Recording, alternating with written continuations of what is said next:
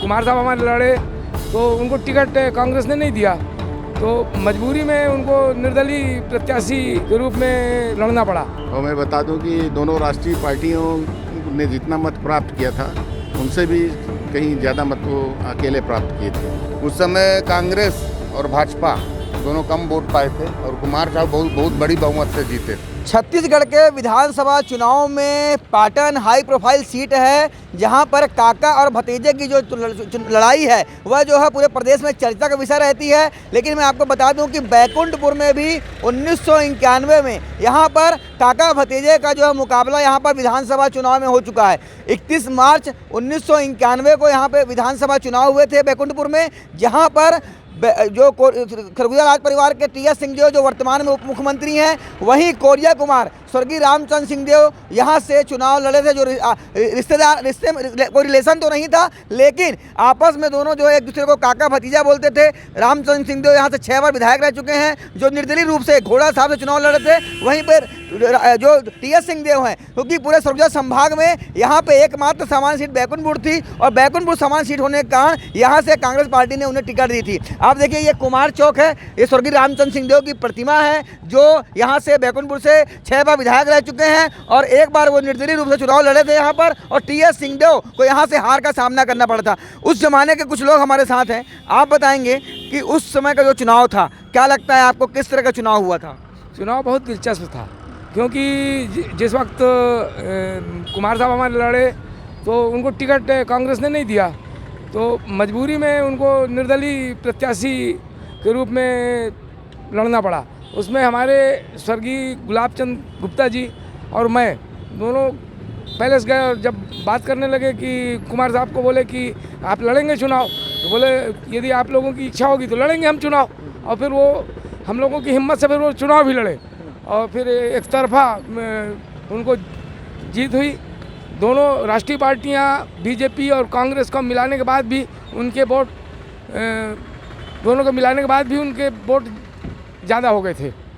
तो इस तरह से ये चुनाव हुआ था। आप कांग्रेस के जिलाध्यक्ष प्रदीप गुप्ता हमारे साथ में, उन दिनों की अगर बात करें तो कहा जाए कि जो टी.एस. सिंहदेव हैं वो रामचंद्र सिंहदेव जी को काका बोलते थे, क्योंकि एम.एस. सिंहदेव जी के साथ में वो पढ़ाई किए हुए हैं। क्या जानकारी है आपके पास उस समय के चुनाव की?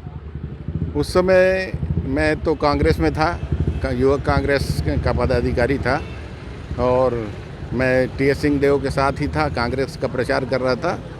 अब चूँकि वो समय परिस्थितियाँ ऐसा थी कि पिछले 1977 से लेके 1990 तक रामचंद्र सिंहदेव जी को टिकट नहीं मिली, तो यहाँ की जनता का उनके प्रति सहानुभूति थी और उस सहानुभूति के कारण ही वे प्रचंड बहुमत से जीते थे। और मैं बता दूं कि दोनों राष्ट्रीय पार्टियों ने जितना मत प्राप्त किया था उनसे भी कहीं ज़्यादा मत वो अकेले प्राप्त किए थे।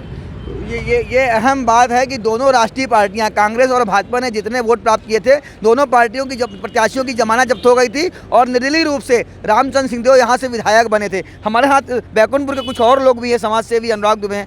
आप 1991 का वो चुनाव आपको याद है, क्या आपने देखा था उस समय? चुनाव देखा, वो तो हम लोग छोटे छोटे थे। उस समय कांग्रेस और भाजपा दोनों कम वोट पाए थे और कुमार साहब बहुत बड़ी बहुमत से जीते थे, क्योंकि उनका उस समय यहाँ पूरा जनाधार था।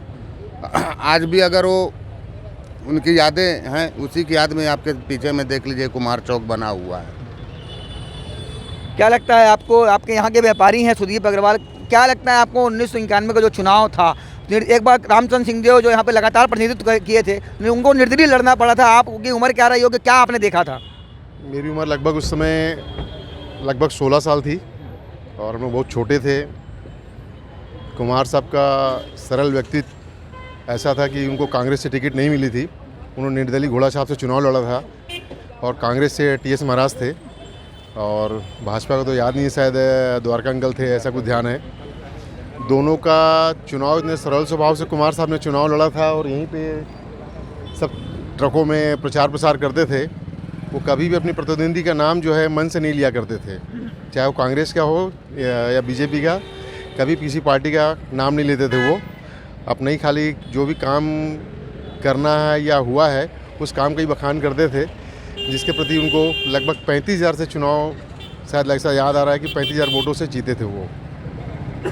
तो तो ये तमाम अलग अलग लोग थे जो बता रहे थे कि किस तरह का चुनाव टीएस सिंहदेव और रामचंद्र सिंहदेव के बीच हुआ था। और रामचंद्र सिंहदेव जो निर्दलीय रूप से यहाँ घोड़ा छाप से चुनाव मैदान में लड़े थे, जिन्हें जो है टीएस सिंहदेव काका करके बुलाते थे। तो इस तरह से जो पाटन विधानसभा की हाई प्रोफाइल सीट है, जहाँ मुख्यमंत्री भूपेश बघेल और विजय बघेल ने यहाँ पे जो का मुकाबला है, वहाँ पे भी जो काका भतीजे की लड़ाई है। तो 1991 में एक बार बैकुंठपुर में भी काका भतीजे की लड़ाई हो चुकी है, क्योंकि सरगुजा संभाग में बैकुंठपुर ही एकमात्र वो सीट थी जो सामान्य सीट थी। इसलिए टीएस सिंहदेव को अंबिकापुर से बैकुंठपुर चुनाव लड़ने आना पड़ा था और यहाँ पर भतीजे की हार हुई थी। सतीश गुप्ता, IBC 24, बैकुंठपुर।